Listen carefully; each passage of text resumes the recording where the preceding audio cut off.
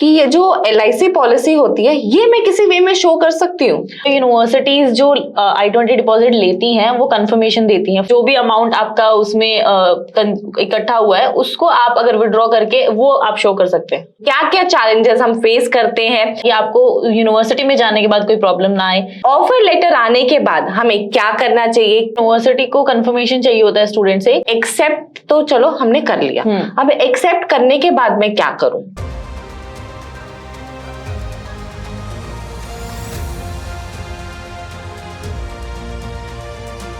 अच्छा गुंजन, एक चीज और बताओ कि ये जो LIC पॉलिसी होती है ये मैं किसी वे में शो कर सकती हूँ?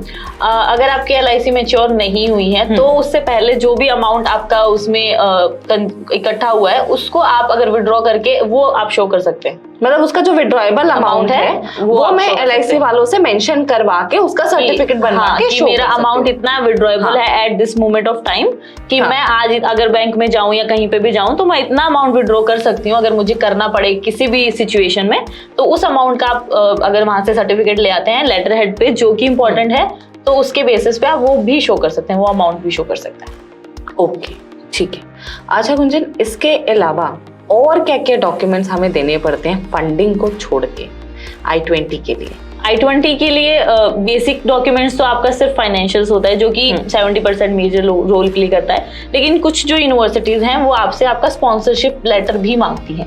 अगर अगर जैसे बेसिक लैंग्वेज में बताऊं तो एफिडेविट ऑफ सपोर्ट, वो नोटरी से साइन होगा, उस पे लिखा होगा कि आपका स्पॉन्सर कौन है और उनके पास कितने फंड्स हैं, तो वो आपको कितने फंड से स्पॉन्सर कर रहे हैं। तो अगर आपके फादर हैं, आपके मदर हैं, उनका बेसिक एड्रेस जो होता है, मम्मी पापा को भी बनाना पड़ेगा स्पॉन्सर लेटर? जी। अरे बाप रे।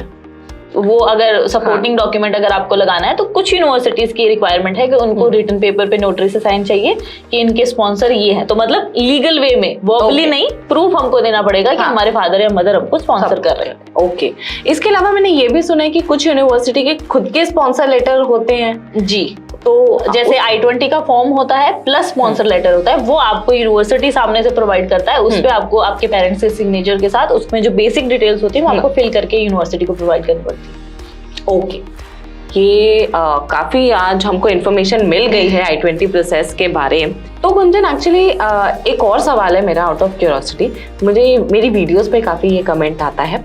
तो जैसे एक स्टूडेंट मास्टर्स के लिए अप्लाई कर रहा है, ठीक है, अभी उसका पासपोर्ट जो है अभी तो वो वैलिड है, लेकिन मास्टर्स के बीच में वो एक्सपायर हो जाएगा, मतलब वैलिडिटी एक्सपायर हो जाएगी, तो उस केस में स्टूडेंट अप्लाई कर सकता है, नहीं कर सकता है, क्या प्रोसेस रहता है उसका? अगर स्टूडेंट का पासपोर्ट वो प्रोसेस करने के ड्यूरेशन में ही एक्टिव है, आगे जाके वो मास्टर्स स्टार्ट करने के बाद अगर एक्सपायर होगा तो वो डेफिनेटली अप्लाई कर सकता है, वीजा भी दे सकता है, वीजा ले भी सकता है ऑफिसर से।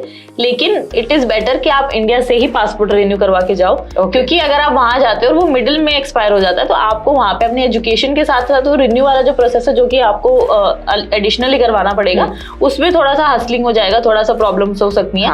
तो बेटर है कि अगर आपको पता लग रहा है कि मेरा 2 साल के बाद हो जाएगा और आपको ड्यूरेशन पता है कि मेरा मास्टर्स अभी कंप्लीट हो जाएगा और उसके बीच में ही मेरा पासपोर्ट एक्सपायर होने वाला है, तो बेटर है कि आप यहाँ से करवाओ। लेकिन अगर नहीं करवा पाते तो वहां से करवा सकते हो, मतलब ऐसा नहीं है कि कोई वो है कि इलीगल चीज है कि नहीं करवा सकते, लेकिन वो आपके लिए प्रॉब्लम हो सकता है, उसके लिए थोड़ा ज्यादा स्ट्रगलिंग हो जाता है, क्योंकि इंडियन एम्बेसी में जाओ, अप्लाई करो, बहुत काम हो जाता है। यहाँ तो ऑलमोस्ट हर सिटी में पासपोर्ट ऑफिसर्स हैं तो रिन्यू करवा सकते हो, थोड़ा इजी रहेगा यहाँ पे इन शॉर्ट।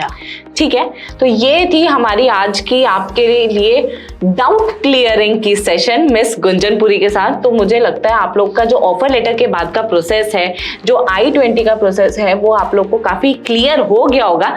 बट स्टिल अगर आपको अभी भी कोई क्वेरी है तो आप फ्रीली मेरिडियन ओवरसीज के साथ कनेक्ट कर सकते हैं।